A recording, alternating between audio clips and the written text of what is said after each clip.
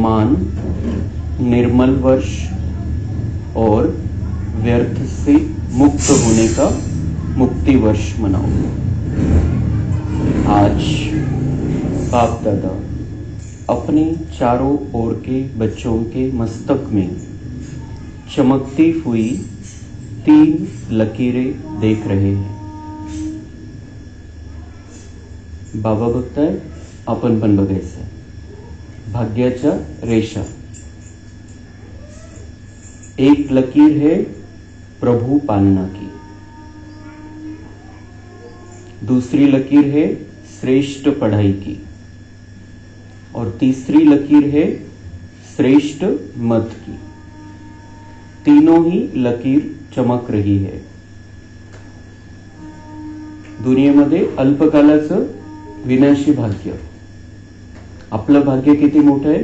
बाबा म्हणतात 3 भाग्याच्या रेषा सगळ्यांच्यात चमकता है। जो बाबा के पक्के बच्चे हैं, जिन्होंने बाबा को अपना माना है, उनके भाग्य में ये 3 बातें, प्रभु पालना, श्रेष्ठ पढ़ाई और श्रेष्ठ मत, यह तीनों लकीर सर्व के भाग्य की लकीरें हैं। आप सभी भी अपनी तीनों लकीरें देख रहे हो ना? हे तिन्ही प्रकारचं भाग्य आपण आपलं बघायचं। बाबांचं बनण्याच्या आधीचं आपलं जीवन आणि आत्ताचं जीवन, या 3 गोष्टीचा फरक बघायचा। प्रभु पालना का भाग्य सिवाय आप ब्राह्मण आत्माओं के और किसी को भी प्राप्त नहीं होता है। प्रभु पालना, कारण आपण बाबांना ओळखलेले आणि त्यामुळे आपलं डायरेक्ट कनेक्शन बाबांशी आहे, म्हणून तो आता आपला खऱ्या अर्थाने सगळं संबंधी बनलेला आहे, माता पिता बनलेला आहे, सगळ्या प्रकारचे संबंध आपले त्याच्याशी आहे, तो सगळ्या प्रकारचे संबंध निभवायला बसलेला आहे। तर ही मन बुद्धीची गोष्ट आहे। मन बुद्धीच्या द्वारे आपण जसं त्याच्याशी कनेक्ट होतो, त्याच्याविषयीचं प्रेम वाढतं, तर त्याच्या पालनेचे आपण अधिकारी बनून जातो। बाबांचं लक्ष असतं आपल्यावरती आणि जे आपल्यासाठी आवश्यक आहे तो करत राहतो। आपल्याला पण अनुभव आहे की गुप्त सगळ्या गोष्टी होत राहतात आणि आपण जी काही इच्छा ठेवतो ती इच्छा पूर्ण होईलच असं नाही, पण आपल्यासाठी काय चांगलं आहे हे बाबांना माहिती आहे, तर त्या अर्थाने तो आपली पालना करतो की बच्चे के लिए क्या अच्छा है, हमारी क्या इच्छा है। हमारी इच्छा 63 जन्मों के संस्कार के हिसाब से रहती है।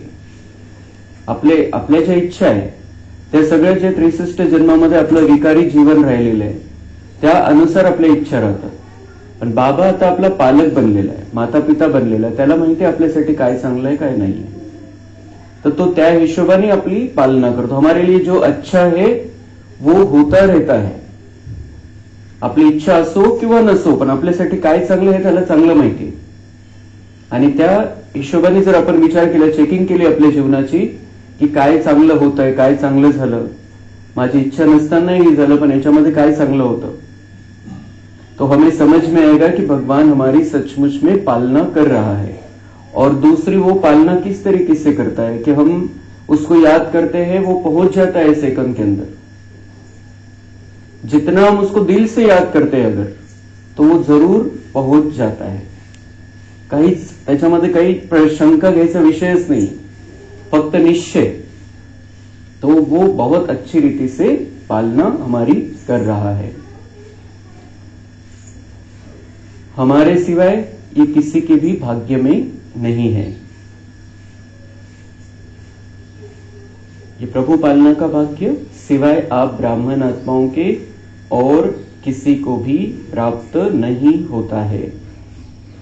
परमात्मा पालना, जिस पालना से कितने श्रेष्ठ पूजनीय बन जाते हो। परमात्मा पालना ऐसी पालना है, भगवान हमें ऐसा तैयार कर रहा है जो हम श्रेष्ठ और पूजनीय बन जाते हैं। कभी स्वप्न में भी ऐसा सोचा था कि मुझ आत्मा को परमात्मा पढ़ाई का अधिकार प्राप्त होना है?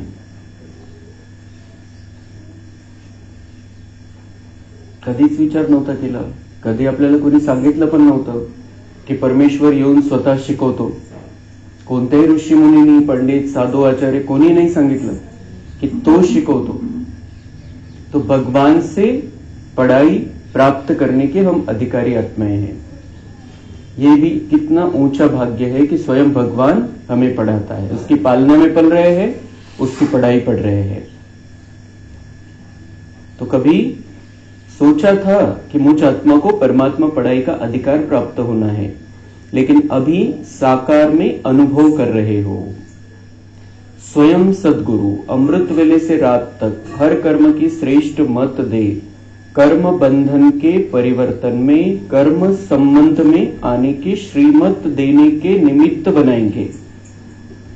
यह भी स्वप्न में नहीं था. भगवान की मत ले रहे हम. अमृत वेला से लेके बाबा हमारी पालना करता है, सदगुरु के रूप में हमें श्रेष्ठ मत देता है, अमृत वेला में भी टचिंग करता है कुछ न कुछ, और मुरली तो है ही. मुरली के द्वारा हमें उसके तीनों रूपों का साक्षात्कार हो जाता है. बाबा हमारी पालना भी कर रहा है, पढ़ाई भी पढ़ा रहा है, और सदगुरु के रूप में श्रेष्ठ श्रीमत देकर हमारी सद्गती भी करना चाहता है. त्याच्यामध्ये विशेष गोष्ट बाबांनी आज सांगितली की वो हर कर्म की श्रेष्ठ मत दे, कर्म बंधन के परिवर्तन में, कर्म संबंध में आने की श्रीमत देने के निमित्त बनाएंगे. ये स्वप्न में भी नहीं था. कर्म बंधनाचं परिवर्तन, आपण कर्माच्या बंधनामध्ये होतो. म्हणजे जे काही व्यक्ती परिस्थिती आहे त्याच्या प्रभावामध्ये येऊन आपण कर्म करत होतो, देहभानामध्ये येऊन कर्म करत होतो, तो ते कर्म बांधत होतो आपल्याला. वो बंधन बन जाता था वो कर्म. लेकिन यहां पर बाबा ने हमें सिखाया कर्म संबंध में, कर्म संबंध में आना है, कर्म के बंधन में नहीं.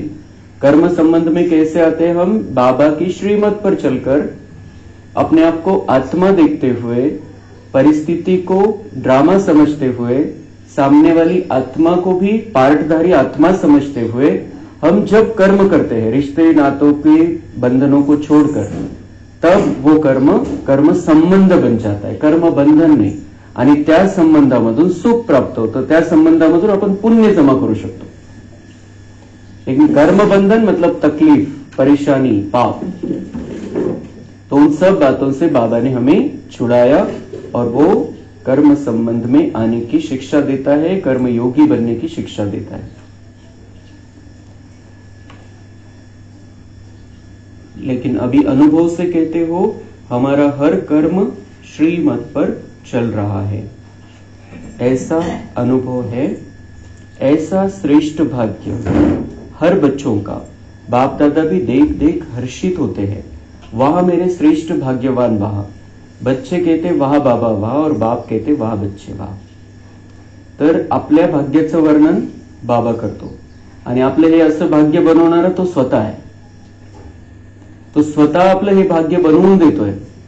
तो पालना करतोय, शिकवतोय, एवढं सगळं सद्गतीचं ज्ञान देतोय, श्रीमत देतोय, आणि एवढं सगळं तो स्वतः करूनच आपल्याला काय आपली वाहवा करतोय. अगर भगवान नहीं होता, भगवान अगर हमें नहीं पढ़ाता ये बातें, भगवान के अगर हम नहीं बनते तो हम ऐसी वाहवा के लायक थोड़ी थे. तो स्वतःच आपल्याला बनवतोय आणि स्वतःच आपली वाहवा करतोय. तो हमें तो कितनी वाहवा करनी चाहिए उसकी, कि बाबा हमें क्या से क्या बना रहा है. या सगळ्या गोष्टी जेव्हा आपण फक्त मुरली ऐकताना नाही, पण नंतर आपलं सेपरेट चिंतन चाललं पाहिजे या सगळ्या गोष्टींवरती. मेरा पहला जीवन, आज का जीवन, बाबा ने क्या समझाया, उससे क्या परिवर्तन हुआ. मेरे मन की स्थिति पहले कैसी थी, बुद्धी कहाँ भटकती थी, अब क्या परिवर्तन हो गया. हे सगळं नंतर चिंतन करण्याच्या गोष्टी. आपण मुरली ऐकता ऐकता तर करतो हे चिंतन, पण नंतर पण स्वतः फक्त एकटं बसून आपण या सगळ्या गोष्टींचं चिंतन करायचं. तेव्हा आपला आनंद, जो संगमयुगातला आनंद आहे, तो हजारो पटीने वाढून जाईल.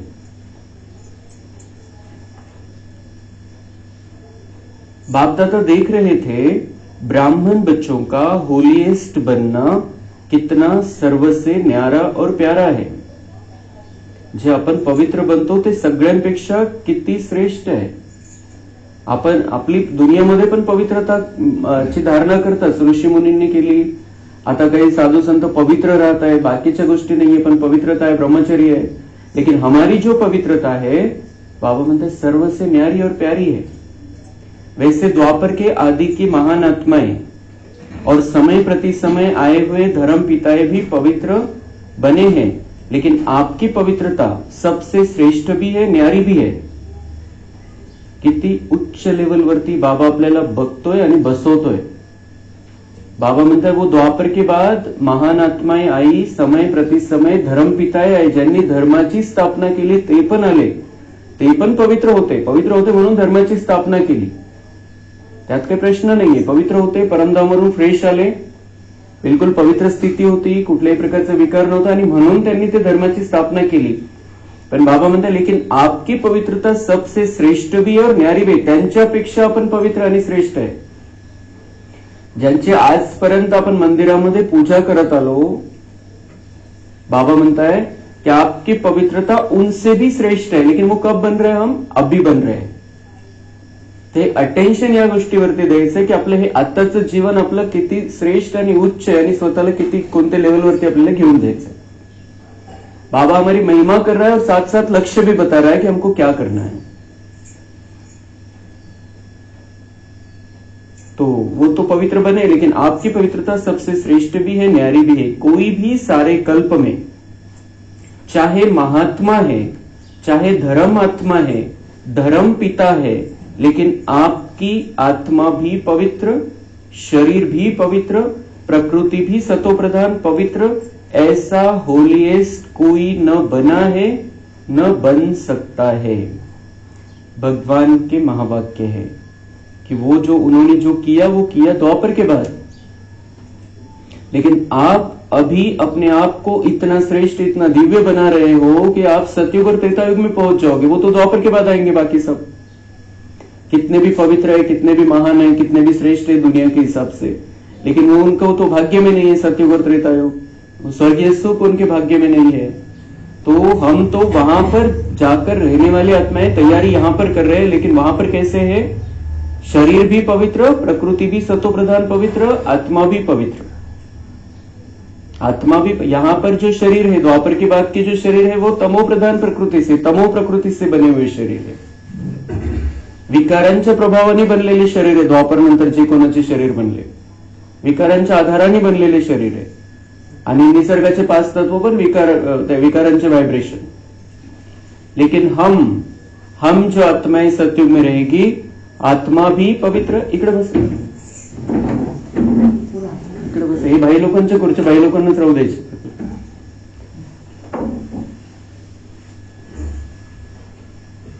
तो आत्मा भी पवित्र, शरीर भी पवित्र.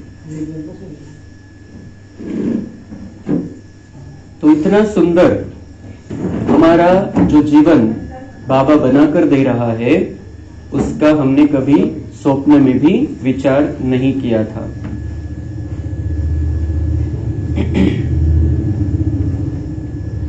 तो इतना पवित्र कोई न बना है, न बन सकता है. जो द्वापर के बाद में कितने भी बड़े बड़े आए, लेकिन वो हमारे जैसे इतनी श्रेष्ठ लेवल के नहीं है, नहीं बन सकते हैं.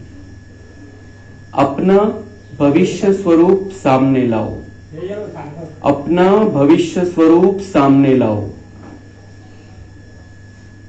सबके सामने अपना भविष्य रूप आया, स्वतःला बघायचंय. भविष्य स्वरूप आपलं 1 सेकंदामध्ये सगळ्यांनी बघायचंय, लक्ष्मीच्या रूपामध्ये किंवा नारायणच्या रूपामध्ये स्वतःला.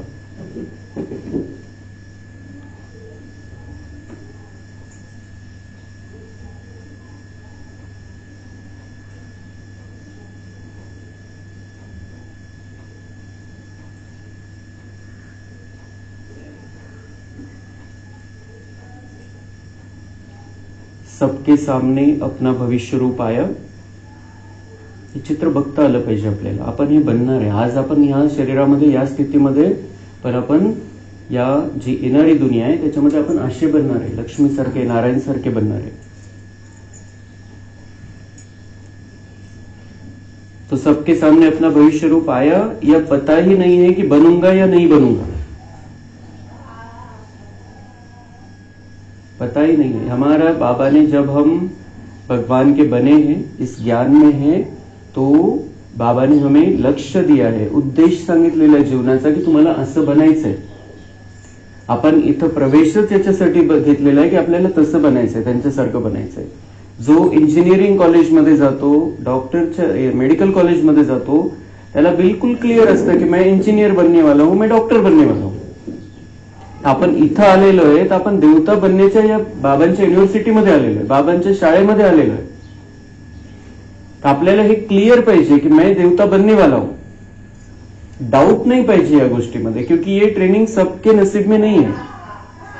हा जो अभ्यास आहे हा इतका सुंदर, इतके श्रेष्ठ गोष्टी आहे बाबांच्या की दुनियेतल्या प्रत्येकाने घ्यायला पाहिजे, एकाने मिस नहीं करायला पाहिजे.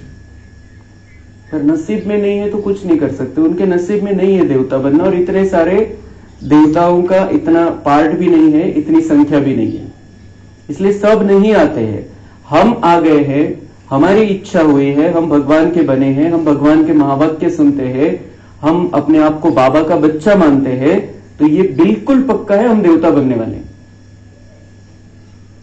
या गोष्टीमध्ये डाऊटच नाही पाहिजे. फक्त आता त्याच्यासाठी काय करायचंय ती मेहनत. जसं इंजिनिअरिंग कॉलेजमध्ये गेलेल्याला माहित असतं मी इंजिनियर बनणार आहे, पण त्याला अभ्यास तर करावा लागतो. तो ऐसे ही हमें पता है कि हम देवता बनने के लिए इसमें एडमिशन लिया है हमने, लेकिन देवता बनने के लिए क्या क्या जरूरी हो बाबा समझाता है रोज मुरली में. योग के द्वारा हम उस पर अपना अधिकार जमाते हैं, बाबा की बातों पर हम ऐसा बन जाते हैं. तो वो सब करते करते हम पढ़ाई में आगे बढ़ते बढ़ते देवता बनने वाले, डाउट नहीं पाहिजे.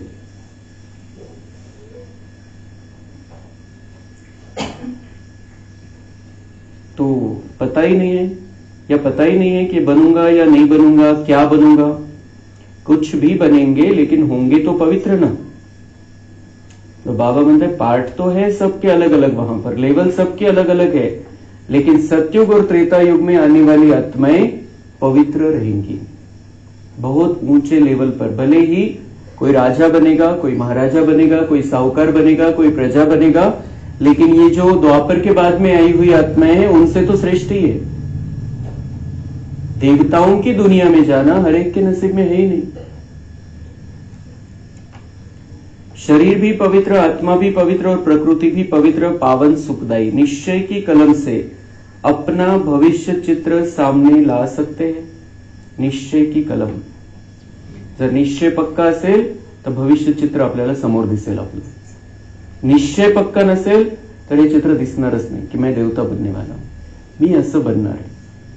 बिलकुल लक्ष्मी नारायणच्या चित्रासमोर आपण 5 मिनिट, 10 मिनिट, 15 मिनिट उभं राहायचं आणि स्वतःला सांगायचं मैं ये बनने वाला हूं. याच्यापेक्षा खूप सुंदर आहे. आर्टिस्ट ते बनवू शकत नाही चित्र. इतकं सुंदर आपलं ते स्वरूप असणार आहे. तो पक्का करना है मैं ये बनने वाला हूं. जितना जितना हमारा लक्ष्य पक्का होगा उतना हमारे अंदर वैसे लक्षण आते जाएंगे ऑटोमेटिक. और वो लक्षणों के साथ हमारा यहाँ का जीवन चलना चाहिए. बिल्कुल शांति, स्थिरता, सुख, प्रेम, शक्तिशाली स्थिति. तो निश्चय है ना. टीचर्स को निश्चय है. टीचर्स कौन है? सिर्फ जो निमित्त बने वो टीचर्स नहीं है. जो दीदिया है वो टीचर नहीं है. बाबा म्हणतात की मेरे सब बच्चे टीचर बन जाओ. आपण दुसऱ्यांना सांगतोस, रस्ता दाखवतोस, तर सगळ्यांना आपण रस्ता दाखवणारे टीचर आहे त्यांच्यासाठी. हमारा सबका परम शिक्षक एक ही है, लेकिन हम सबको शिक्षक बनकर सबको ये बातें समझानी है, रास्ता बताना है. तो हमें ये निश्चय होना चाहिए कि मैं तो जाऊंगा ही उस दुनिया में, लेकिन सबको लेकर जाना है.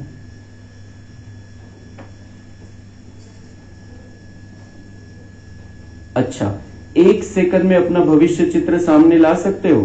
पुन्हा एवढं सांगितल्यावर परत चेकिंग. पहिले बाबांनी सहज सांगितलं, आता हे समजवल्यानंतर पुन्हा आपलं चित्र बघायचं.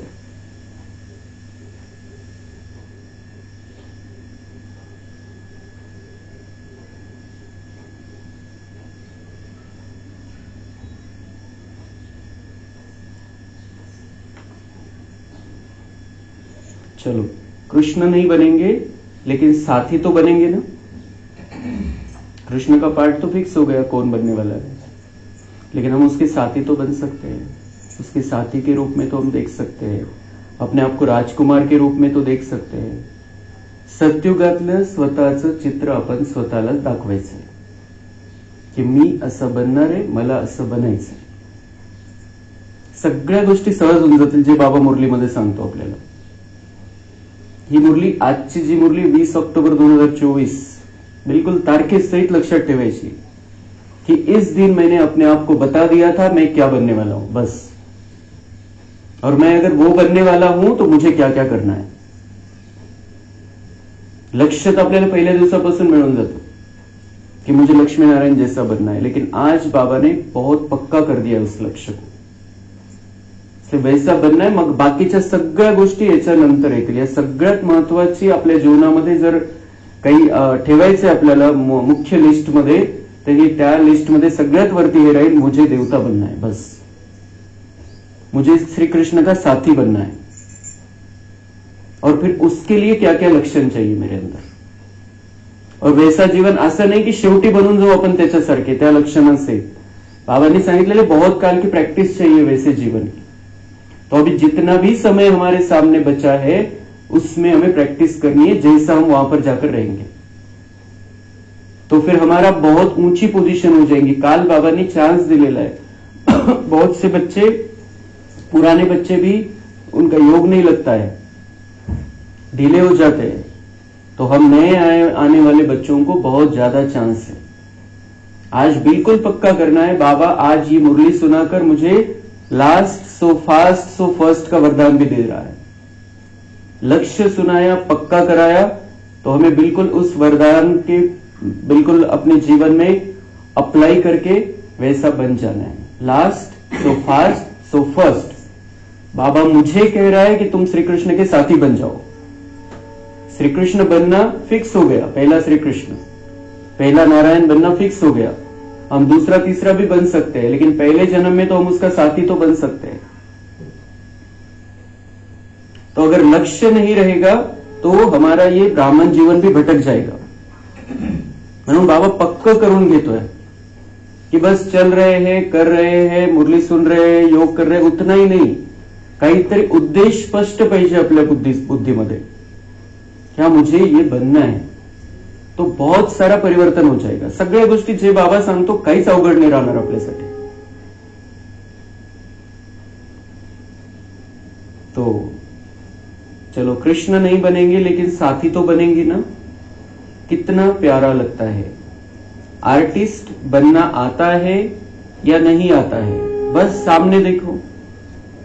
बाबा म्हणता है कि आर्टिस्ट बन जाओ, म्हणजे कलाकार बना. कला, जो चित्रकार चित्र काढू शकतो, तुम्ही आपलं चित्र काढा. आर्टिस्ट बन जाओ, बस सामने देखो. बुद्धीनी बाबा दाखवतोय आपल्याला.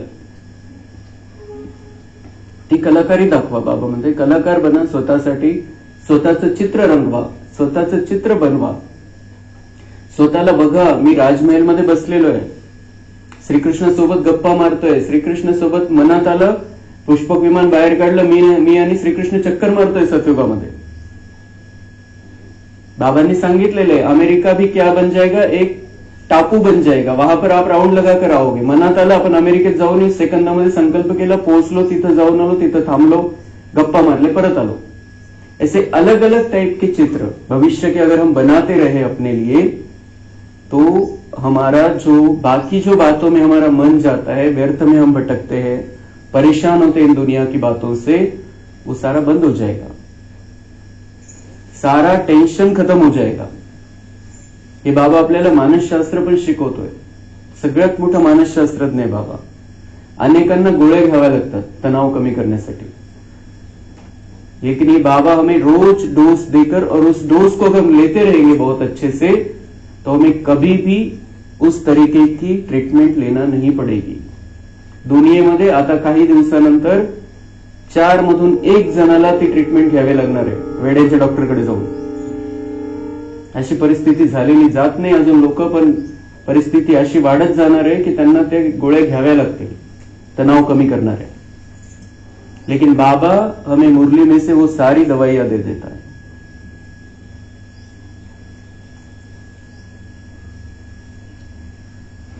तो आर्टिस्ट बनना आता है या नहीं आता है, बस सामने देखो. अभी साधारण हूं, कल ड्रामा का कल, यह कल नहीं जो कल आएगा।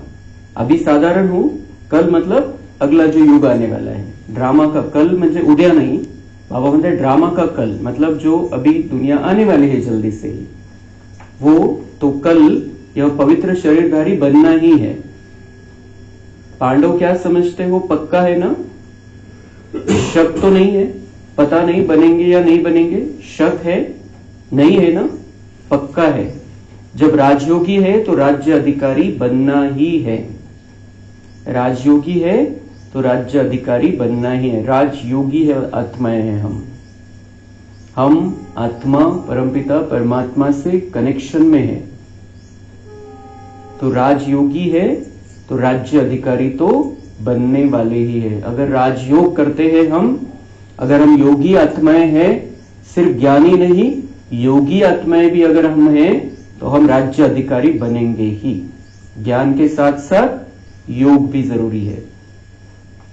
बाप दादा कई बार याद दिलाते हैं कि बाप आपके लिए सौगात लाए हैं। तो सौगात क्या लाए हैं? सुनहरी दुनिया, सतोप्रधान दुनिया की सौगात लाए हैं।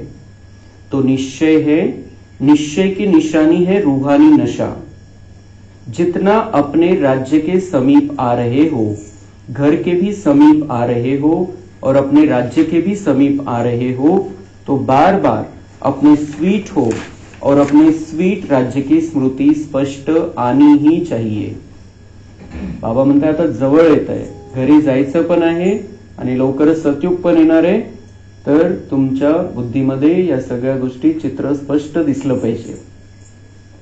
जसं कोणी यात्रेवरती असतो, 1 महिन्याच्या यात्रेवरती गेलेला आहे, तर 15-20 दिवस त्याला काही आठवत नाही इकडचं, पण जसं जसं घरी यायची वेळ येते तसं तसं त्याला इकडचं सगळं दिसायला लागतं, इकडचं सगळं चित्र दिसायला लागतं।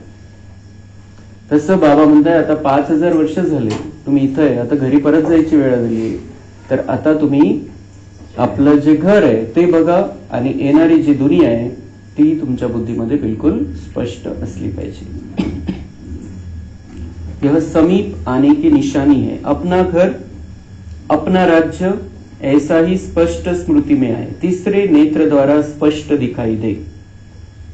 बुद्धीचा डोळा जो बाबांनी उघडलेला आहे, ज्ञानाचा डोळा जो उघडलेला आहे, त्या आधाराने आपल्याला हे सगळं स्पष्ट दिसलं पाहिजे।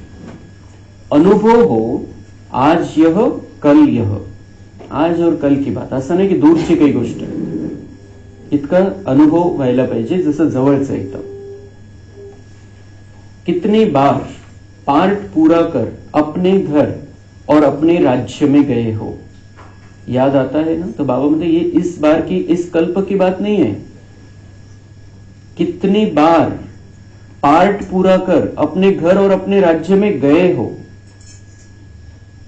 प्रत्येक 5000 वर्षानंतर बाबांनी हे ज्ञान दिलं, आपण बाबांचे बनलो। 5000 वर्षानंतर प्रत्येक सहजपणे आपल्या घरी गेलो होतो आपण आणि सतयुगामध्ये येण्याची तयारी पण झाली होती आणि सतयुगामध्ये राहिलेलो पण। तो ऐसे नहीं कि हम नया कुछ कर रहे हैं, फक्त ती जागृती आपल्यामध्ये आणायची आपल्याला। तो याद आता है ना, और अब फिर से जाना है। तो हमें याद आता है, हमें पक्का है, इसीलिए हम ये बाबा का ज्ञान सुन रहे हैं। नहीं तो जे दुनियावाले जे द्वापर नंतर येणार आहे या दुनियेमध्ये, त्यांनी ते स्वर्गाचं सुख बघितलेलंच नाहीये, त्यामुळे आपण त्यांना कितीही सांगितलं तर त्यांना मजा नाही वाटणार या गोष्टींमध्ये, कारण त्यांनी ते बघितली रेकॉर्डिंगच नाहीये की आपण स्वर्गातलं सुख घ्यायचंय। त्यांच्या बुद्धीमध्ये काय की हे दुनिया चांगली नाहीये, बस मला या चक्करमधून मुक्त व्हायचंय, किंवा मग दुसरे फक्त त्या कलियुगाच्या आकर्षणमध्ये फसलेले अशा प्रकारचे लोक आहेत। लेकिन जिन्होंने ये जीवन जिया है सतयुग में, उनको ही ये बातें अच्छी लगती है, उनके दिल को ही भाती है और वही इन बातों को सुन सकते हैं। बाकीच्यांना कॅपॅसिटीच नाही ऐकायची, कारण त्यांना माहिती आहे ऐकून काय होणार आहे, कारण होणारच नाहीये त्यांचं काही, भाग्यच नाहीये त्यांचं। तो बाप दादा ने सभी की वर्तमान समय की रिजल्ट देखी, चाहे डबल फॉरेनर्स चाहे भारतवासी, सभी बच्चों की रिजल्ट में देखा कि वर्तमान समय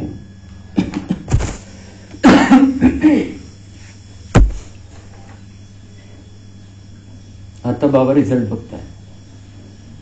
इतकं सगळं भविष्याचं चित्र बाबांनी आपल्यासमोर स्पष्ट केलं.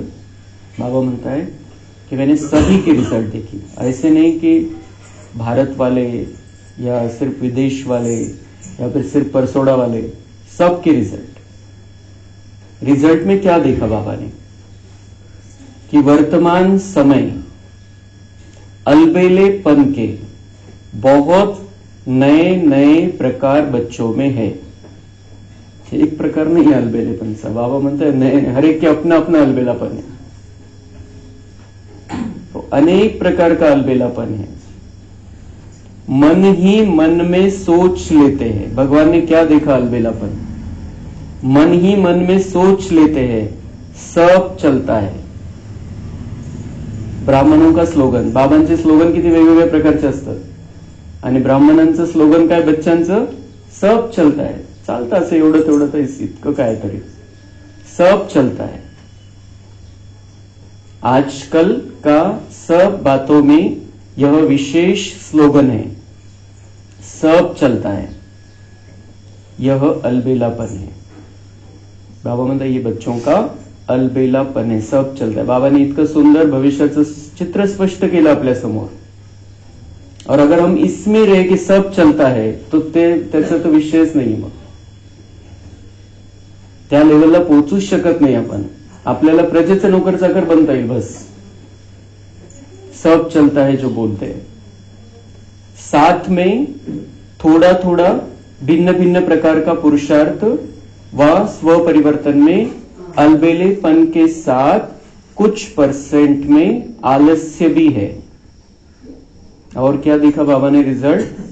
इस साथ में थोड़ा थोड़ा भिन्न भिन्न प्रकार का पुरुषार्थ व स्व परिवर्तन में, पुरुषार्थामध्ये आणि स्वपरिवर्तनामध्ये अलबेलेपनच्या बरोबरच काही टक्के आळसपण आहे.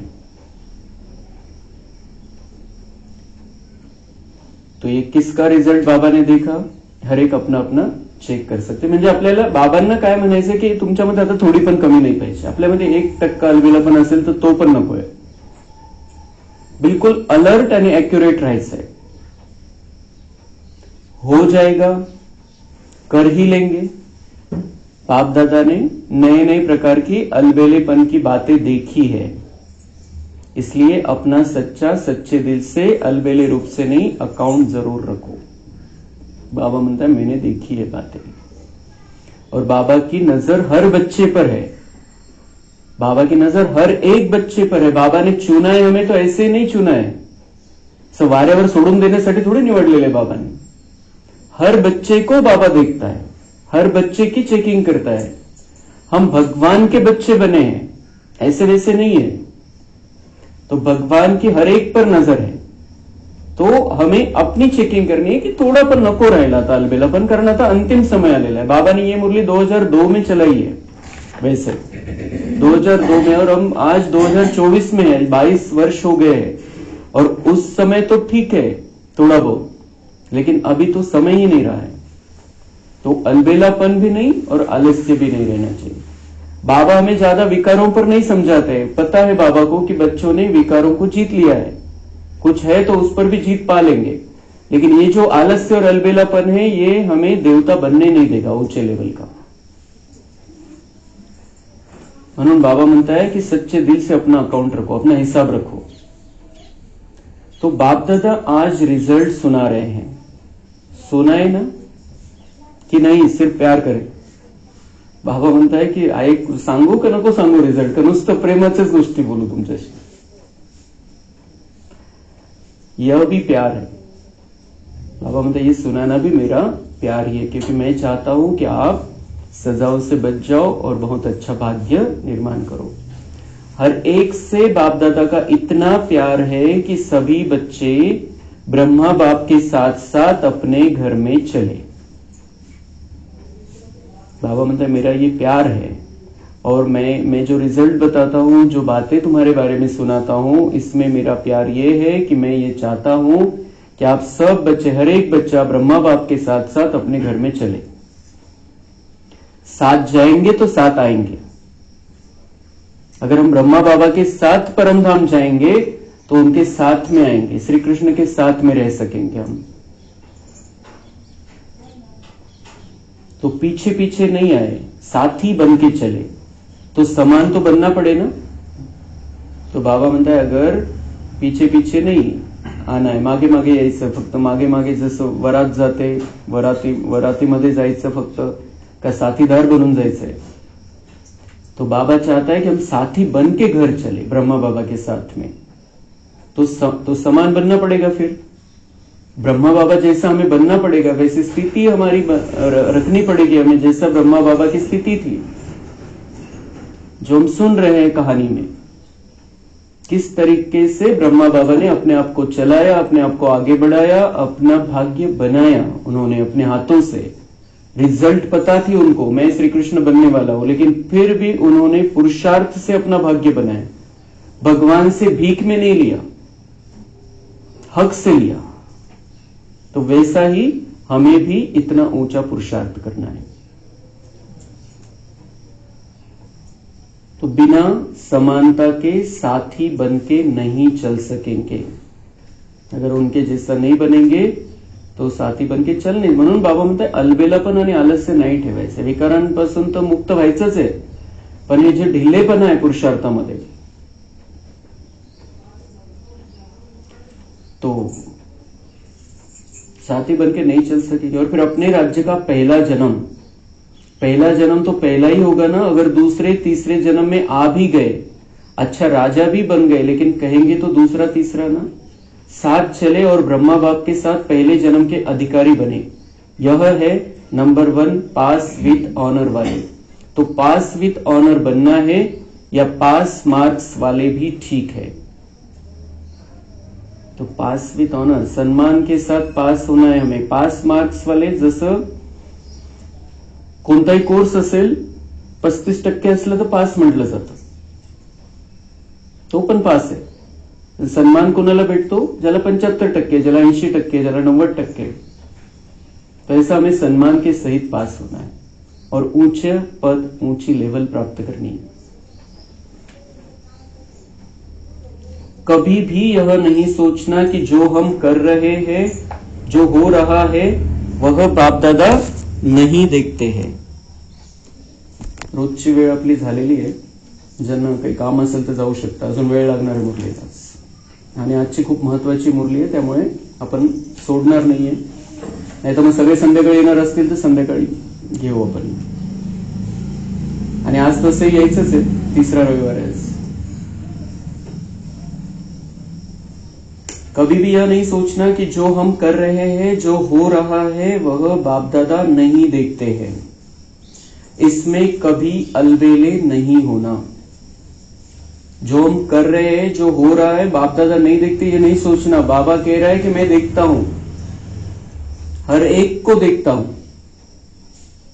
इसमें कभी अलबेला नहीं होना कि हाँ बाबांना काय कळणार है। अगर कोई भी बच्चा अपने दिल का चार्ट पूछे तो बाप दादा बता सकते हैं, लेकिन अभी बताना नहीं है।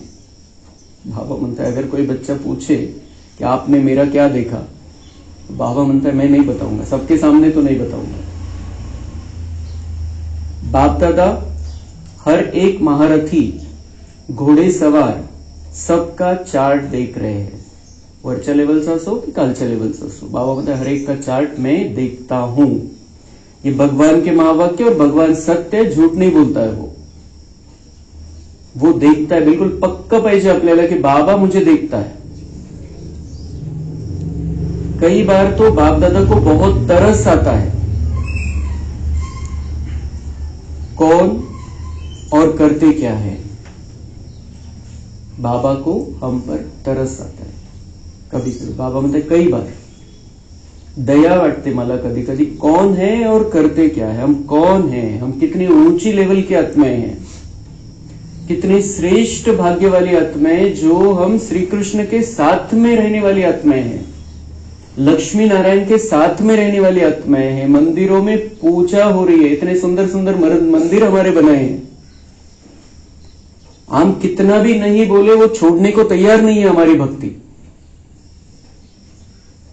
इतनी हम महान आत्माएं हैं, इतने महान हम बने थे पिछले संगम युग में। तो बाबा को अच्छा नहीं लगता है कौन है और करते क्या है. तो म्हणजे थोडीशी सुद्धा कमी बाबांना आता बघायची नाही आपल्यामध्ये. आता बिलकुल शेवट आलेला है. लेकिन जैसे ब्रह्मा बाप कहते थे ना, याद है क्या कहते थे? गुड़ जाने गुड़ की गोथरी जाने, शिव बाबा जाने और ब्रह्मा बाबा जाने. क्योंकि बाप दादा को तरस बहुत पड़ता है, लेकिन ऐसे बच्चे बाप दादा के रहम के संकल्प को टच नहीं कर सकते, कैच नहीं कर सकते. इसलिए बाप दादा ने कहा भिन्न भिन्न प्रकार का रॉयल अलबेलापन बाप देखते रहते हैं. जो अलबेलापन में है वो कैच नहीं कर सकते, बाबा के संकल्पों को कैच नहीं कर सकते. बाबा के रहम के संकल्प भी, अगर बाबा के रहम के संकल्प हम कैच कर ले तो हमारा पूरा परिवर्तन हो जाएगा. पण बाबा म्हणते अलबेलापन मध्ये आहे म्हणून माझे व्हायब्रेशन तुमच्यापर्यंत पोहोचत नाही. म्हणजे माझे जे दयेचे व्हायब्रेशन है ते तुमच्यापर्यंत पोहोचत नहीं. तो अलबेलापन नहीं, बिल्कुल अलर्ट और एक्यूरेट हम रहेंगे तो बाबा हमें बहुत आगे बढ़ाएगा. उसके रहम के वाइब्रेशन भी हमारे तक आ जाए तो हम बहुत आगे बढ़ जाएंगे. इसलिए बाप दादा ने कहा भिन्न भिन्न प्रकार का रॉयल अलबेलापन बाप देखते रहते हैं. आज बाप दादा कह ही देते हैं कि तरस बहुत पड़ता है. बाबा म्हणता मी सांगूनच टाकतो आज की मला दया येते. तो भगवान को हम पर दया नहीं आनी चाहिए, हे पक्क पाहिजे. बाबा म्हणता मला दया येते, असं होऊन जातं कधी कधी तुमच्याकडून, मला दया येते. तो दया नहीं, बाबा का प्यार हम पर बरसना चाहिए बस. कई बच्चे ऐसे समझते हैं कि सतयुग में तो पता ही नहीं पड़ेगा कौन क्या था, अभी तो मौज मना लो. अजून इतके हुशार आहे ब्राह्मण बच्चे. काय समजणार आहे कोण काय होतं आणि काय करत होतं? सतयुगामध्ये गेल्यावर कोण कोणाला ओळखणार आहे? काहीच प्रश्न नाही, तिथं तर ज्ञानच नाहीये. त्यामुळे आपण इथं होतो, परसोड्यामध्ये होतो आणि यांनी असं केलं होतं, हे असं करत होते आणि हे असं. तो बाबा म्हणता है कि बच्चे क्या सोचते, किसको क्या पता पड़ेगा कि ये कौन थे क्या थे. अभी तो मौज मना लो, आता तर काय मजा घेऊन करून घ्या. अभी जो कुछ करना है कर लो, कोई रोकने वाला नहीं, कोई देखने वाला नहीं. लेकिन यह गलत है. सिर्फ बाप दादा नाम नहीं सुनाते. तो बाबा म्हणता है मैं नाम नहीं लूंगा, हर एक अपना अपना चेक कर ले कि अगर हम इस मौज में कौन किसको क्या पता कौन देखता है, तो फिर तो भगवान देखता है, हमारी रिकॉर्डिंग हो रही है और हमारा मन भी हमें खाता है. जर आपण काही चुकीचं करतोय, आपण इतके या लेवलला पोहोचलोय की आपल्याला नाही पटत त्या गोष्टी, चुकीचं वाटतं. बाबा जे सांगतोय त्याच्या जर विरुद्ध करतोय आपण तर आपल्याला बिलकुल पटत नाही. मग आता तसं जर आपल्याला पटत नाही आणि आपल्याला तसं जर करायचं नाही तर ताकद घ्यावी लागेल बाबांकडून आणि बाबावरचं प्रेम वाढवावं लागेल. म्हणजे ती सगळी जी काही कमी कमजोरी आहे ती दूर होऊन जाईल. तो समझा क्या करना है. पांडव समझा कि नहीं समझा? बाबा सब समझा कर पूछता ही है, समजलं का? तो समझा कि नहीं समझा, चल जाएगा, चालून जाईल का, धक्कून जाईल का? बाबा म्हणते जो कुछ आप कर रहे हो क्या चल जाएगा? चलेगा नहीं. भगवान कह रहा है चलेगा नहीं, क्योंकि बाप दादा के पास हर एक की हर दिन की रिपोर्ट आती है.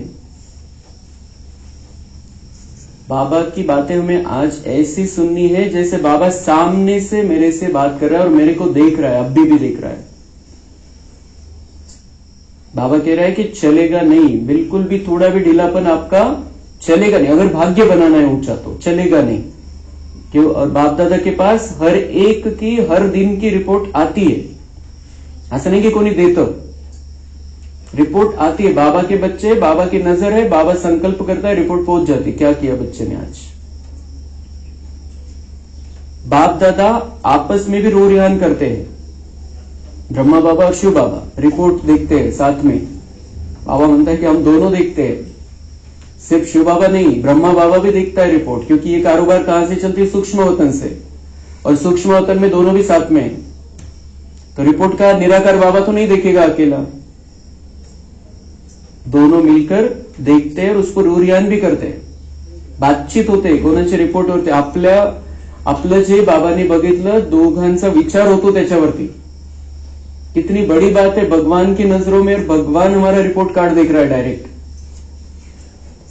तो बाप दादा सभी बच्चों को फिर से इशारा दे रहे हैं कि समय सब प्रकार से अति में जा रहा है। वार्निंग, बाबा म्हणता है कि हमने रिजल्ट देखी, हमारी बातचीत भी होती है, आप में क्या कमी है, क्या करना चाहिए। अभी इशारा, वार्निंग है कि समय सब प्रकार से अति में जा रहा है। 2002 में बाबा ने कहा था और आज हम देख रहे हैं समय अति में जा रहा है। काय होईल, कुठे काय होईल, कसं होईल, कधी होईल, काहीच सांगता येत नाही। कशाच्याच बाबतीत काहीच सांगता येत नाही। निसर्गाच्या 5 तत्वांच्या बाबतीत सांगता येत नाही, युद्धाच्या बाबतीत सांगता येत नाही, दंगलीच्या बाबतीत सांगता येत नाही। कहीं पर भी कुछ भी कभी भी हो सकता है। सब प्रकार से समय अति में जा रहा है। माया भी अपना अति का पार्ट बजा रही है। माया पण फुल फोर्स मध्ये, प्रकृति भी अपना अति का पार्ट बजा रही है। ऐसे समय पर ब्राह्मण बच्चों का अपने तरफ अटेंशन भी अति अर्थात मन वचन कर्म में अति चाहिए। बाबा म्हणता है माया भी अति में जा रही है, प्रकृती भी अति में जा रही है, सगळ्यात खराब लेवल वरती है। आता तुमचं काय पाहिजे, ब्राह्मण बच्चों का अपने तरफ अटेंशन भी अति अर्थात मन वचन कर्म में अति में चाहिए। अति अटेंशन ठेवायचं, नुसतं अटेंशन नाही, मन वचन कर्म तिन्ही बाबतीत। मनामध्ये काय चाललेलं आहे, बोलतोय काय, कर्म काय करतोय, अति अटेंशन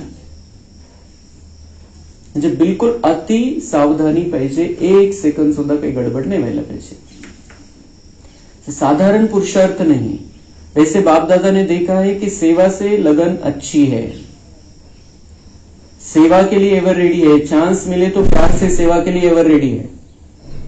तो हम बच्चों ने, परसोड़ा के बच्चों ने बता ही दिया है कि सेवा में लगन अच्छी है, सेवा के लिए एवर रेडी है, चांस मिले तो प्यार से सेवा के लिए एवर रेडी है। तीनों में पास है परसोड़ा के बच्चे। लगन भी अच्छी है, सेवा के लिए एवर रेडी भी है, और चांस मिले तो प्यार से सेवा के लिए एवर रेडी। सेवा के मार्क्स हमें मिल गए 100 में से 100। लेकिन अभी सेवा में एडिशन करो, वाणी के साथ साथ मनसा अपनी आत्मा की विशेष कोई ना कोई प्राप्ति के स्वरूप में स्थित कर वाणी से सेवा करो। आता पुढे दुनियावाल्यांची काय सेवा करायची, कशा प्रकारची सेवा करायची, आपण जे बोलतो, ज्ञान देतो कोणाला, भाषणाची गोष्ट नाही, मुरलीचीच गोष्ट नाही, पण आपण कोणाशी पण बोलतो ज्या वेळेला, हमें क्या सुनाना है, हमें ज्ञान की बातें सुनानी, पॉझिटिव्ह बातें सुनानी, अच्छी बातें सुनानी, हे सुविचार बताने। पण त्यामध्ये काय करा, बाबा म्हणताय जे काही तुम्ही ऐकवताय, वाणी के साथ साथ मनसा अपनी आत्मा को विशेष कोई न कोई प्राप्ति के स्वरूप में स्थित कर वाणी से सेवा करो। कशी सेवा करायची, बस मैं आत्मा हूं, सामने वाली आत्मा है, ही सिंपल गोष्ट झाली। त्याच्या पुढची गोष्ट बाबा आज सांगतोय की आत्मा को विशेष कोई न कोई प्राप्ति के स्वरूप में स्थित कर वाणी से सेवा करो। म्हणजे बाबा सर्वशक्तिवान, मी शक्तिशाली आत्मा, माझ्यामध्ये शक्ती येते बाबांची, मी आत्मा, मग समोरची आत्मा, समोरच्या आत्म्याला आपण शक्ती देतोय पहिले आणि मग त्याच्याशी बोलतोय। खूप सुंदर विधी बाबांनी सांगितली, युक्ती आपल्याला कायम वापरायची। कोणाशीही बोलताना कोणती ना कोणती प्राप्तीच्या स्थितीमध्ये राहायचंय। बाबाची शांती आ रही है, सुख आ रहा है बाबा से, ते किरण बघायची आहे, माझ्यामध्ये सुख आलं, मी बिलकुल सुखी आत्मा आहे आणि आहे म्हणजे कोणतंही दुःख फील नहीं झालं पाहिजे, और उस स्थिति में हम दूसरे से बात करें।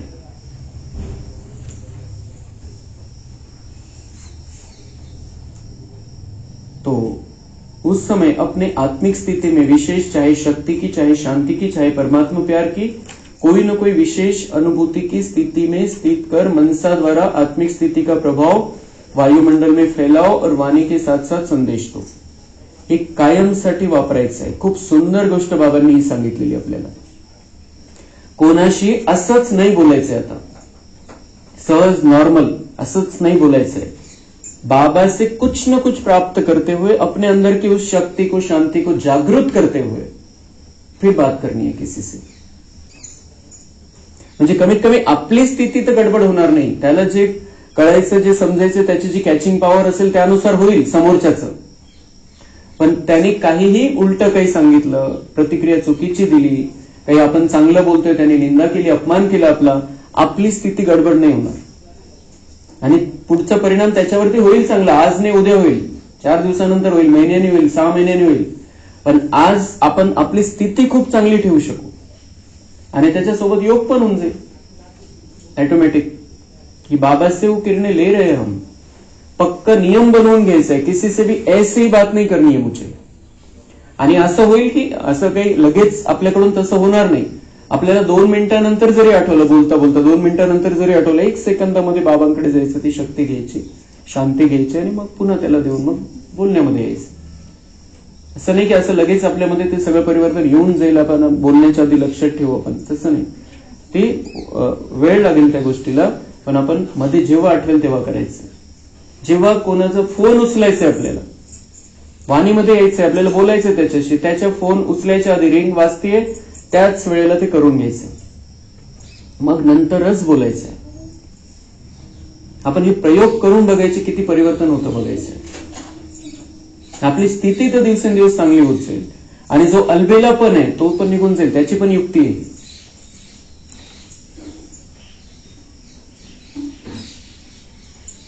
तो वाणी द्वारा संदेश दो और मनसा आत्मिक स्थिति द्वारा अनुभूति कराओ. संदेश तो शब्दों में देंगे, लेकिन मनसा द्वारा मतलब हमारी जो वो स्थिति है बाबा से कनेक्शन की, बाबा से कुछ लिया है और दे रहे हैं, उसके द्वारा उनको अनुभव होगा.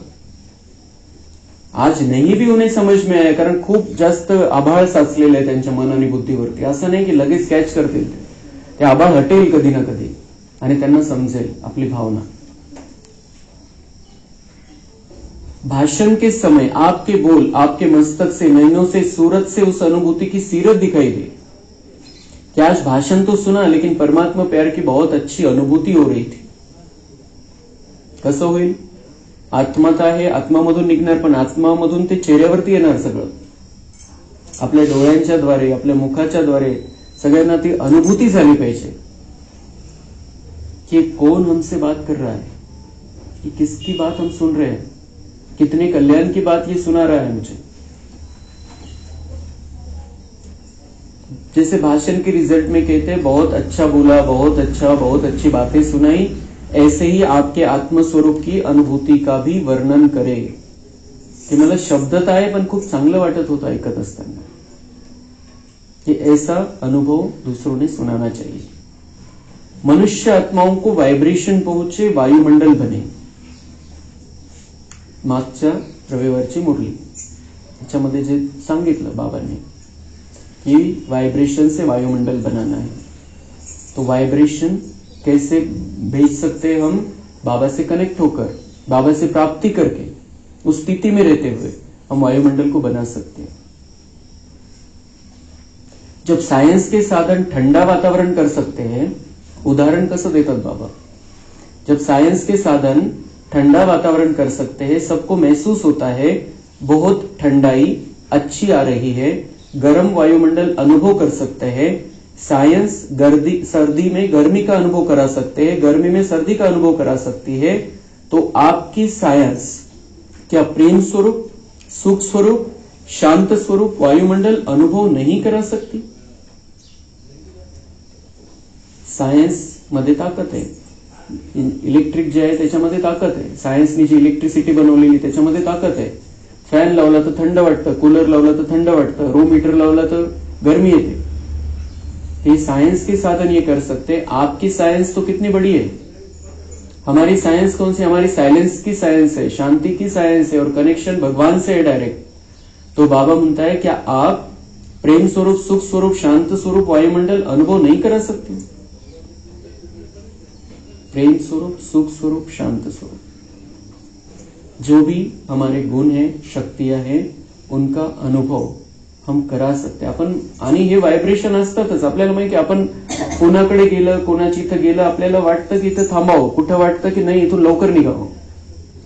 क्योंकि वो वायुमंडल, वो वाइब्रेशन से वायुमंडल बनता है. किसके कैसे विचार चलते. तो हमारा विचार ऐसे चलना चाहिए, हमारे ऐसी स्थिति होनी चाहिए कि इस हमारे सामने आने के बाद में किसी को भी वो अनुभव हो जाए, शांति का, सुख का, प्यार का अनुभव हो जाए. आणि जितकं जितकं आपण बाबांची मुरली ऐकतो, बाबांचे बनून राहतो, तर आपले ऑटोमॅटिक चुकीचे व्हायब्रेशन राहतच नाही आपले. आपण प्रयत्न केला तरी चुकीचा विचार नाही करू शकत. इतके आपण पक्के बनून जातो की आपल्याला बस चांगलाच विचार करायचा आहे. पण त्याच्यामध्ये अजून बाबाने आज ऍडिशन करायला सांगितलेली की वो प्राप्ति के स्वरूप में स्थित हो जाओ. म्हणजे ते शक्तिशाली व्हायब्रेशन आपल्यामधून निर्माण झाले पाहिजे. तो क्या आपकी साइंस क्या प्रेम स्वरूप, सुख स्वरूप, शांत स्वरूप वायुमंडल अनुभव नहीं करा सकती? यह रिसर्च करो. बाबा म्हणतात हा शोध लावा की तुम्ही कसं वातावरण बनवलं, कसं बनवू शकता.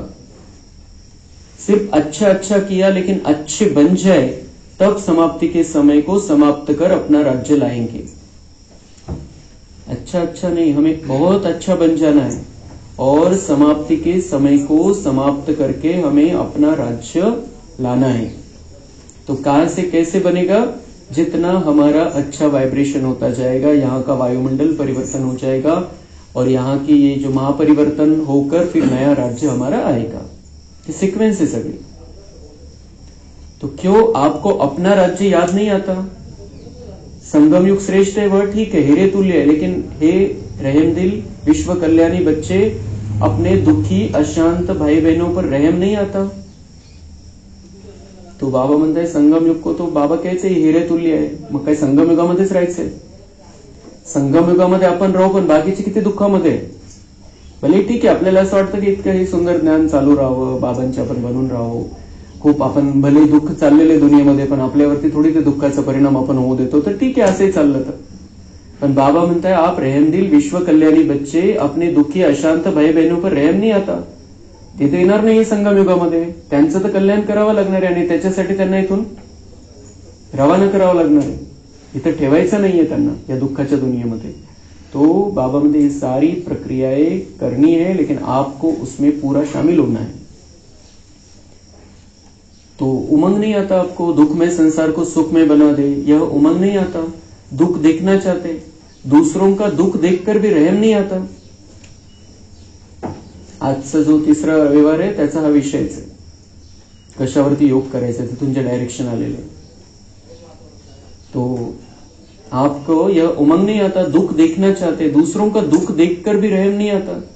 इतके दुःखी परेशान आत्मे तरी सुद्धा बाबा म्हणते तुम्हाला दया नाही येत का त्यांच्यावरती, की मला या संसाराला बदलून टाकायचंय, दुःखमय संसाराला सुखमय करायचंय. भले संगम युग बहुत अच्छा है, लेकिन मुझे सतयुग बनाना है, क्योंकि कलयुग की समाप्ति होना जरूरी है, नहीं तो ये दुख तो अति में है अभी. तो आपके भाई है, आपकी बहनें हैं, तो दुख देखना अच्छा लगता है. सब हमारे भाई बहन है दुनिया में जितने भी मनुष्यात्मे हैं. तो बाबा म्हणते काय तुम्हाला हे दुःख बघणं चांगलं वाटतंय का? म्हणजे लवकर आता तयारी करा, ही दुनिया आता बदलली पाहिजे. अपना दयालु कृपालु स्वरूप इमर्ज करो, सिर्फ सेवा में नहीं लग जाओ. यह प्रोग्राम किया, अभी मर्सीफुल बनो. वो प्रोग्राम तो समय समय पर जरूरी है, लेकिन बाबा म्हणते सिर्फ वही नहीं. आता प्रोग्राम कोणता बनवायचा, प्रोग्रामिंग कोणती करायची? आतली दयालु कृपालू बन जाना. आतली आपली प्रोग्रामिंग करायची, की आपल्याला दयालू आणि कृपालू बनायचंय. आणि ते जे दुनियावाले दया आणि कृपा करतात, तर वस्तू कपडे पैसे देतील. हमें दया और कृपा क्या करनी है? लोगों को रास्ता बताना है, उनको कलयुग से निकाल सतयुग में पहुंचाना है, उनको वो रास्ते पर लेकर आना है, उनको संदेश देना है, उनको समझाना है, उनको ज्ञान देना है, उनको बाबा का बनाना है. बहुत सारे काम है हमारे पास. उनका भाग्य बनाने की कलम उनके हाथ में देनी है डायरेक्ट. असं नाही की भीक देऊन टाकायचे, मोकळं व्हायचं. तो ये प्रोग्रामिंग हमारे अंदर हमें करनी है कि दयालु कृपालु बन जाना है. तो चाहे दृष्टि से, चाहे अनुभूति से, चाहे आत्मिक स्थिति के प्रभाव से मर्सीफुल बनो, रहमदिल बनो. अच्छा, बाप दादा ने एक बात और भी देखी है, सुनाना अच्छा नहीं लगता. बाबा अटकतोय कि मुझे अच्छा नहीं लगता सुनाना, बच्चों की कमी सुनाना अच्छा नहीं लगता, क्योंकि वो प्यार का सागर है, लेकिन सुनाना तो पड़ेगा, क्योंकि ऊंचा उठाना है, पक्का बनाना है, बहुत श्रेष्ठ भाग्य बनाकर देना है.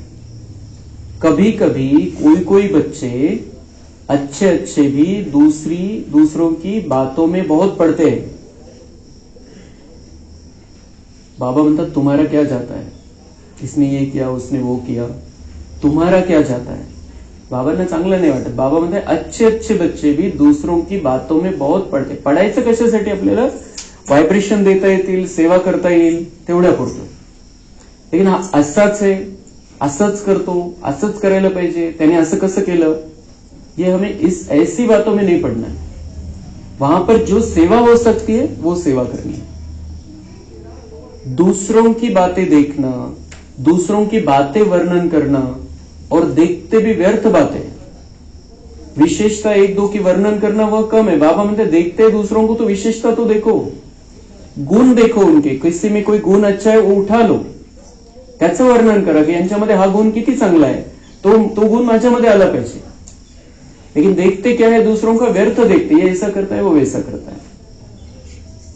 तो ये घर में भी नहीं देखना है, गली में भी नहीं देखना है, गांव में भी नहीं देखना है कि ऐसा करता है वैसा करता आहे ना. ठीक आहे, बाबांची शक्ती, बाबांची किरणं घेऊन देऊ शकतो आपण, चांगलं समजवता आलं तर समजू शकतो बस. लेकिन अगर कोई गलत भी है, कोई गलत करता भी है, लेकिन एक गुण तो होगा उसके अंदर, वो गुण हमें उठाना है. हर एक की विशेषता देखना, विशेषता वर्णन करना, उनकी विशेषता द्वारा उनको उमंग उत्साह दिलाना, यह कम है. लेकिन व्यर्थ बातें, जिन बातों को बाप दादा कहते हैं छोड़ दो, अपने तो छोड़ने की कोशिश करते, लेकिन दूसरे की देखने की भी आदत है. तो बाबा म्हणते व्यर्थ तो छोड़ दिया है अपना.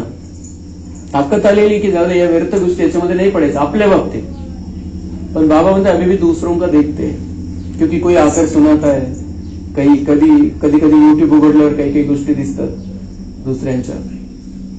तो बाबा म्हणताय कि अभी दूसरों का भी छोड़ दो, अपना तो छोड़ ही देते हो, ताकत आ गई है, ये व्यर्थ है, इसमें नहीं रहना है मुझे. लेकिन अभी दूसरों का भी नहीं देखना, क्योंकि अंदर रिकॉर्डिंग होती है वो, उसमें टाइम बहुत जाता है. और समय का इशारा बाबा ने मिलन की मुरली में हमें दे दिया, बार बार इशारा दिया. एक एक सेकंड का कितना महत्व है. अभी टाइम वेस्ट नहीं गंवाना है, हमारा भविष्य चित्र स्पष्ट रखना है सामने, मुझे क्या बनना है. बाप दादा एक विशेष श्रीमत दे रहे हैं, एक विशेष श्रीमत. बाबा म्हणते आज मैं विशेष श्रीमत दे रहा हूं, है कॉमन बात, लेकिन टाइम बहुत वेस्ट जाता है. साधी गोष्ट आहे, पण बाबा म्हणते वेळ खूप जातो याच्यामध्ये. बोल में निर्माण बनो. क्या? बोल में निर्माण बनो. बोलणं कसं पाहिजे? निर्माण म्हणजे नम्र चित्त, अहंकाराचं बोलणं नाही पाहिजे. पद, पोजीशन, पैसा, इसमें से किसी बात का अहंकार नहीं होना चाहिए, या ज्ञान का भी अहंकार. निर्माण बनो. बोल में निर्माणता कम नहीं होनी चाहिए. नम्र चित्तच बोलायचंय. बोल में निर्माणता कम नहीं होनी चाहिए. अहंकार नहीं दिसला पाहिजे त्याच्यामधून. भले हम स्पष्ट रीति से कुछ बातें बोल सकते कि ऐसा करना है, ऐसा करना है, ती गोष्ट वेगळी आहे, पण तो अहंकार नहीं दिसला पाहिजे त्याच्यामध्ये. भले साधारण शब्द बोलते हैं, समझते हैं, इसमें तो बोलना ही पड़ेगा ना. लेकिन निर्माणता के बजाय अगर कोई अथॉरिटी से निर्माण बोल नहीं बोलते तो थोड़ा कार्य का, सीट का 5% अभिमान दिखाई देता है. 5% पण नाही दिसला पाहिजे. बाबा म्हणतात की काही गोष्टीमध्ये बोलावं लागेल, बोलना तो पड़ता है. असं नाही की बस आपण चुपचाप सगळं चालू द्यायचं. बोलना तो पड़ेगा कि ऐसा करना पड़ेगा, ऐसा करना चाहिए, वो बात अलग है, लेकिन उसमें अभिमान नहीं होना चाहिए. निर्माणता ब्राह्मणों के जीवन का विशेष श्रृंगार है. निर्माणता मन में, वाणी में, बोल में, संबंध संपर्क में, प्रत्येक बाबतीत नम्र चित्त स्थिती. 5% पण बाबा म्हणते चान्स नाही आहे याच्यामध्ये. अहंकार बिल्कुल दिसला नहीं पाहिजे. इतने बड़े हैं हम डायरेक्ट भगवान के बच्चे हैं, भगवान की पालना लेने वाले हैं, भगवान पढ़ाता है, भगवान की श्रीमत पर चलते हैं, मंदिरों में पूजा हो रही, इतने बड़े हैं.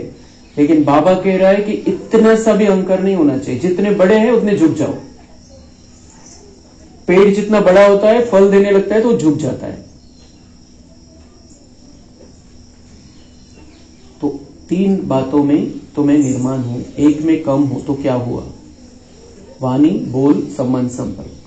बाबा म्हणता है ऐसे नहीं कि एक में कम, तीनों बातों में निर्माणता चाहिए. एक का मध्ये नसली तर चालेल. बाबा म्हणता ऐसे नहीं चलेगा. लेकिन वह एक कमी पास विथ ऑनर नाही देगी. कोणती छोटीशी कमी असेल, छोटीशी कमी, छोटंसं बीज असेल मध्ये वृक्ष निर्माण होऊन जातो. म्हणून ठेवायचंच नाहीये मध्ये काही, कुठल्याही प्रकारचा अहंकार नाही. निर्माणता ही महानता है. झुकना नहीं है, झुकाना है. झुकना नहीं है, झुकाना है. कई बच्चे हंसी में ऐसे कह देते हैं, क्या मुझे ही झुकना है? यह भी तो झुके. लेकिन यह झुकना नहीं है, वास्तव में परमात्मा को भी अपने ऊपर झुकाना है. की मीच सहन करू का, मलाच करावं लागतं. ये झुकना नहीं है, झुकाना है. कारण आपण जबरदस्तीने करतोय म्हणजे त्यांचा प्रभाव आपल्यावरती आहे की मलाच सहन करावं लागतं, मलाच ऐकून घ्यावं लागतं. हे जे आहे तर आपण झुकतोय. उलट आपण कसं झुकतोय की बिलकुल आपण दबावामध्ये आलेलो आणि बस ते आपल्यावरती प्रेशर आहे कशाचं तरी आणि आपण करतोय. लेकिन बाबा कह रहे कि अगर आप ज्ञान के आधार से और मेरे प्यार में अगर कुछ करते हो तो ये झुकना नहीं है, ये झुकाना है. वो हमारी अगर हम स्थिति ऊंची रखेंगे तो वो ऑटोमेटिक हमारे आगे झुकेंगे मन से, बुद्धि से. हम कर रहे हैं, जबरदस्ती से नहीं करना है. जो कुछ भी कर रहे हैं बहुत प्यार से करना है.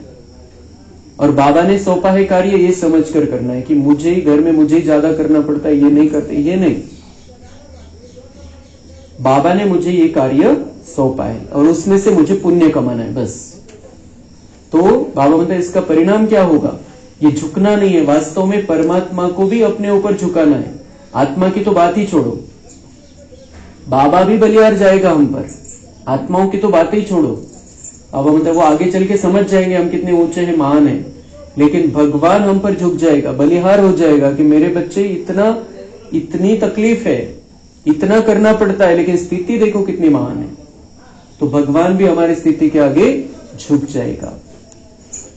तो इसलिए बाबा मतलब जो भी करना है बिल्कुल बहुत प्यार से करना है. निर्माणता निरंकारी स्वतः ही बना देती है. निरंकारी बनने का पुरुषार्थ करना नहीं पड़ता. जितका आपण नम्रचित्त हो आपल्यामध्ये अहंकार राहणारच नाही. और बाबा का छोटा सा मीठा सा नन्हा सा बच्चा बनकर अगर हम रहेंगे तो अहंकार का तो सवाल ही नहीं है. अहंकार येणारच नाही एक सेकंद सुद्धा, 1% सुद्धा. निर्माणता हर एक के मन में आपके लिए प्यार का स्थान बना देती है. अहंकारी मनुष्य त्याच्याकडे किती असलं, किती मोठा असला, किती पद असलं, किती पोझिशन असली, किती पैसा असला, किती अधिकार असला, तर तो थोडासा अहंकार मध्ये बोलला तर तू असशील तुझ्या घरचा. शब्द काय ऐकायला येतात आपल्याला, तू असशील मोठा तुझ्या घरचा, आमच्या पुढे नको दाखव. और आज वही स्थिति आ गई है. कोई कितना भी बड़ा है, कितनी भी पोजीशन वाला है, कोई नहीं सहन कर सकता है कि उसकी बात को, अहंकार वाली.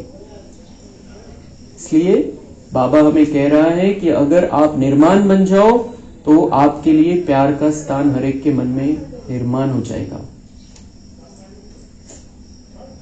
निर्माणता हर एक के मन से आपके प्रति दुआएं निकालेंगी. किती फायदे आहेत त्याचे, अहंकार सोडून देण्याचे फायदे किती है. हर एक के मन में प्यार का स्थान बन जाएगा. हर एक के मन से हमारे प्रति दुआएं निकलेंगी, बहुत दुआएं मिलेंगी. दुआएं पुरुषार्थ में लिफ्ट से भी रॉकेट बन जाएगी. दुआएं पुरुषार्थ में लिफ्ट का तो काम करेगी, लेकिन उससे भी आगे रॉकेट बन जाएगी. म्हणजे इतकी स्पीड होऊन जाईल आपल्या पुरुषार्थाची दुआंमुळे. आणि आपण अटकणार नाही परिस्थितीमध्ये, संकटामध्ये दुआ असतील तर. तो निर्माणता ऐसी चीज है, कैसा भी कोई होगा, चाहे बिजी हो, चाहे कठोर दिल वाला हो, चाहे क्रोधी हो, लेकिन निर्माणता आपको सर्व द्वारा सहयोग दिलाने के निमित्त बन जाएगी. निर्माण हर एक के संस्कार से स्वयं को चला सकता है. रियल गोल्ड होने के कारण स्वयं को मोल्ड करने की विशेषता होती है. बाप दादा ने देखा है कि बोलचाल में भी, संबंध संपर्क में भी, सेवा में भी एक दो के साथ निर्माण स्वभाव विजय प्राप्त करा देता है. इसलिए इस वर्ष में विशेष बाप दादा इस वर्ष को निर्मल वर्ष का नाम दे रहे हैं. बाप दादा हर बच्चे को इस वर्ष में व्यर्थ से मुक्त देखना चाहते हैं. मुक्त वर्ष मनाओ. एक तो निर्माण, दूसरा मुक्त. हर बात से व्यर्थ से मुक्त. जो भी कमी हो उस कमी को मुक्ति दो, क्योंकि जब तक मुक्ति नहीं दी है ना तो मुक्ति धाम में बाप के साथ नहीं चल सकेंगे. कमीपासून मुक्त, व्यर्थपासून मुक्त व्हायचंय. बाबांना हे बघायचंय आपल्यामध्ये. तो मुक्ती देंगे, मुक्ति वर्ष मनाएंगे, अच्छा है। अपने को भी मुक्त करो, अपने भाई बहनों को भी दुख से दूर करो। विचारों के मन से यह तो खुशी का आवाज निकले, हमारा बाप आ गया, ठीक है, अच्छा। चारों ओर के सर्व होलीएस्ट आत्माओं को, सदा निर्माण बन निर्माण करने वाले बाप दादा के समीप आत्माओं को, सदा अपने पुरुषार्थ की विधि को फास्ट तीव्र कर संपन्न बनने वाले स्नेही आत्माओं को, सदा अपने बचत का खाता बढ़ाने वाले तीव्र पुरुषार्थी तीव्र बुद्धि वाले बच्चों को विशाल बुद्धि की मुबारक याद प्यार के साथ सभी बच्चों को नमस्ते। हम रूहानी बच्चों का रूहानी बाप दादा को याद प्यार, गुड मॉर्निंग, नमस्ते, वाह बाबा वाह, शुक्रिया बाबा शुक्रिया। सूचना है, आज मास का तीसरा रविवार अंतर्राष्ट्रीय योग दिवस है। सभी ब्रह्मावत्स, सभी मतलब सभी ब्रह्मावत्स संगठित रूप में सायंकाल 6:30 से 7:30 बजे तक विशेष दयालु कृपालु बाप के साथ हर आत्मा पर दया कृपा की दृष्टि डालो, सबको दुआएं दे और दुआएं ले। तो आंतरराष्ट्रीय योग दिवस सगळीकडे योग मध्ये बसतात सगळे भाई बहिणी, तर आपल्याला पण सगळ्यांना व्हायब्रेशन द्यायचे, बाबांकडून ती किरणं घेऊन सगळ्यांना द्यायची, सगळ्यांना दुआ द्यायची। आणि ज्यांना मध्ये नदी आडवी नाही त्यांनी सगळ्यांनी यायचं।